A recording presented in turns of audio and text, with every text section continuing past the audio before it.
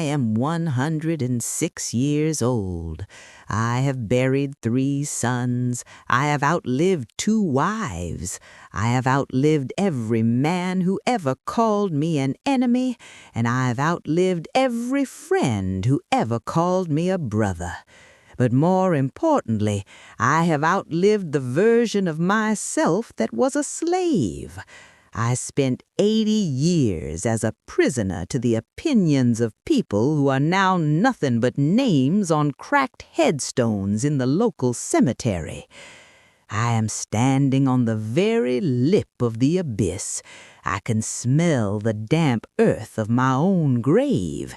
And before the dirt hits the lid, I need to turn back toward the light and scream at you, the ones still dancing in the fog, because you are walking toward the same cliff with your eyes glued to a screen. You are living a hallucination. You wake up every morning under the arrogant terminal delusion that you have a later. You treat your heartbeats like they are pebbles on a beach, infinite, cheap, and replaceable.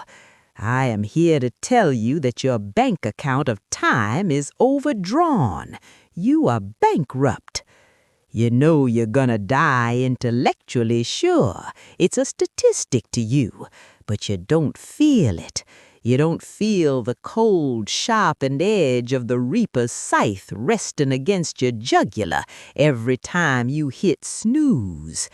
If you felt even a glimmer of the finality I see every time I close my eyes, you wouldn't be living this pathetic, lukewarm life. Let me tell you about a man named Silas. This was 1954, out here in the wheat fields. Silas was the success of our county. He owned the mill, he owned the land, and he owned every hour of his day, or so he thought. Silas was a man of next year. He'd say, "Frank, next year the harvest will be bigger. Then I'll take Sarah to the coast. Next year the mortgage is gone. Then I'll finally learn to play that fiddle." Silas spent 40 years building a kingdom of next years. He was the richest man in the graveyard. He died in the mud behind his tractor, clutching a chest that had finally given up on a heart he never used for anything but stress. Sarah never saw the coast. The fiddle sat in the attic until the strings snapped from rot. The tragedy wasn't that Silas died. The tragedy was that he never actually lived. He treated his existence like a waiting room for a life that was always 5 miles down the road. And here is the brutal truth you need to swallow. The world didn't miss a beat when Silas hit the dirt. His land was auctioned off in a month. His name was scrubbed from the mill in a year. The urgent business he stayed up late for, it didn't matter 60 seconds after his heart stopped. I see you doing the same thing. You're waiting for the promotion. You're waiting for the kids to grow up. You're waiting for the right time to be happy. Let me give you a fact from a man who has seen a century of sunrises. There is no later. There is only this breath. And if you are trading this breath for a later that isn't promised, you aren't a dreamer. You're a gambler making a bet with a house that always wins. Let's talk about your stuff. I look at your generation and it sickens me.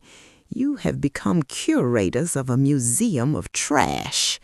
You are sacrificing the only currency that matters, your life force, to buy plastic and metal to impress neighbors you secretly despise. I live in a room now that is 10 feet by 12 feet. I have a rocking chair. I have a Bible. I have a photo of my first wife, Martha, taken in 1939. I used to have a ranch that stretched as far as you could see. I had the finest horses in the state. I had a house with rooms I didn't even walk into for months at a time. And from the clarity of the finish line, I am telling you, it is all garbage. I have stood at more funerals than I can count. I have seen the wealthy, the poor, the greedy, and the generous all lowered into the same 6 feet of Kansas clay. And I have never, not once, seen a U-Haul trailer following a hearse. When you breathe your last, your children, the ones you neglected so you could work 60 hours a week to provide, are gonna hire a junk removal service. They will walk through your house, the house you gave your soul for, and they will throw 90% of your precious belongings into a dumpster. Your trophies? Dumpster. Your designer clothes? A thrift store bin. Your luxury car? Sold to a stranger who won't even know your name. That is the sum total of your materialism. Future trash. Why are you killing yourself for it? Why are you missing your son's first steps or your daughter's recital to pay for a kitchen renovation? You are trading your limited golden hours for wood and stone. It is a form of madness. And the cruelest part is that you won't realize it's madness until you're sitting in a chair like mine. And by then, the store is closed. You can't return the merchandise. I remember 1982. I won Farmer of the Year. They gave me a plaque. They had a dinner at the Grange Hall. I felt like a king. I came home, placed that plaque on the mantel, and realized the house was silent. My kids were already in bed. My wife was exhausted from doing the work of 2 parents because I was never there. The applause lasted 10 minutes. The resentment in my home lasted 10 years. That plaque is currently at the bottom of a landfill in Wichita.